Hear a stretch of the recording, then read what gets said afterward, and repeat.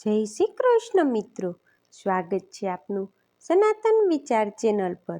આજના વિડીયોમાં આપણે જાણશું જન્માષ્ટમી 2025 ક્યારે છે, તેનું મહત્ત્વ શું છે અને ભગવાન શ્રી કૃષ્ણના જન્મની કથા અને પૂજા વિધિ। તો મિત્રો, વિડીયો અંત સુધી જોતા રહેજો અને જો આપને આ વિડીયો ગમે તો લાઈક અને શેર કરવાનું ભૂલશો નહીં। સૌ પ્રથમ આપણે જાણીએ જન્માષ્ટમીની તારીખ અને શુભ મુહૂર્ત।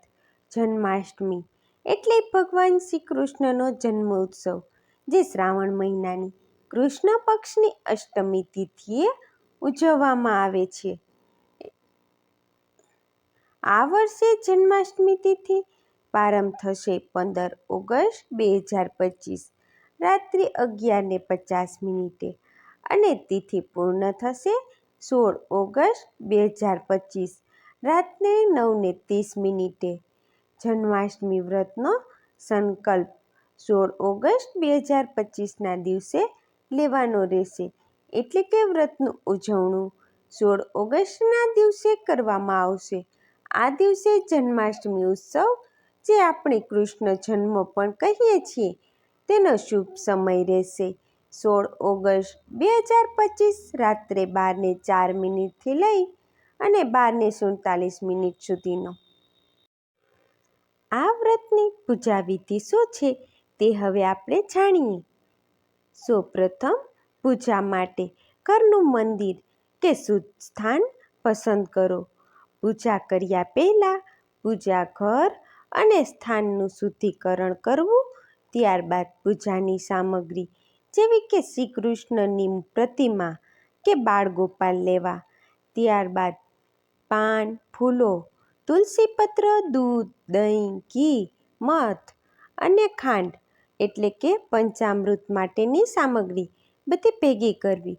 માખણ અને મિશ્રીનો ભોગ, ધૂપ, દીવો, અગરબત્તીના ઘંટડી અને શંખ વગેરે લેવા।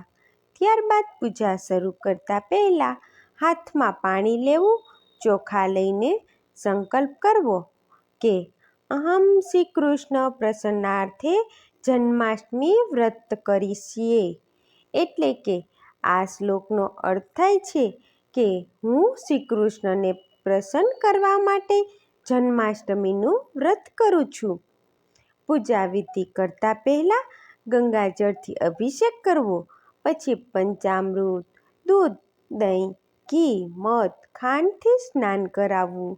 ત્યાર પછી શુદ્ધ પાણીથી સ્નાન કરાવવું અને ભગવાનને નવા વસ્ત્રો અને આભૂષણો પહેરાવવા। તુલસીના પાન, ફૂલો વડે સુંદર શણગાર કરવો અત્યંત શુભ માનવામાં આવે છે। ત્યારબાદ દીવો પ્રગટાવી ધૂપ દીપથી પૂજા કરવી, શ્રી કૃષ્ણની આરતી કરવી। લડ્ડુ ગોપાલને ભોગમાં માખણ, મિશ્રી, ફળ લઈ શકાય છે અને પછી મધ્યરાત્રિએ જન્મોત્સવ કરવો, એટલે કે રાત્રે 12 વાગ્યે ભગવાન શ્રી કૃષ્ણના જન્મ ઉત્સવ કરવો।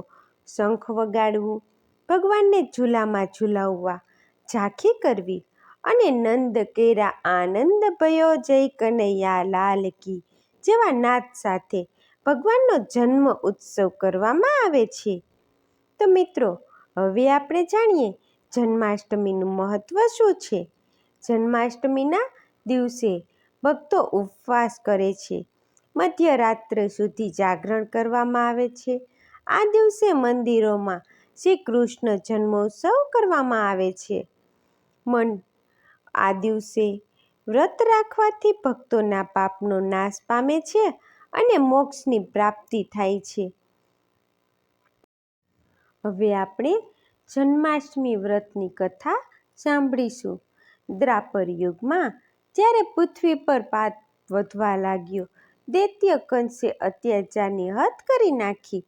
તે પોતાને ભગવાન માનતો અને પ્રજાને ત્રાસ આપતો। કંસ પોતાની બહેન દેવકીનું લગ્ન વાસુદેવ સાથે કરાવે છે।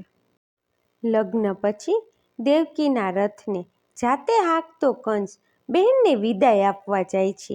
એ સમયે આકાશવાણી થાય છે હે કંસ, તારી બહેન દેવકીના ગર્ભમાંથી જન્મેલો 8મો પુત્ર તારો સંહાર કરશે.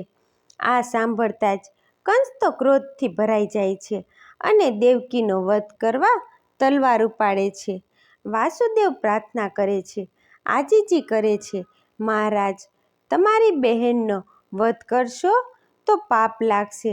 અમે આપને વચન આપીએ છીએ કે દેવકીમાંથી જે સંતાન જન્મે તે તમને સોંપશું. આમ વાસુદેવ કંસને શાંત કરે છે અને કંસ દેવકી અને વાસુદેવને કેદખાનામાં બંધ કરી દે છે.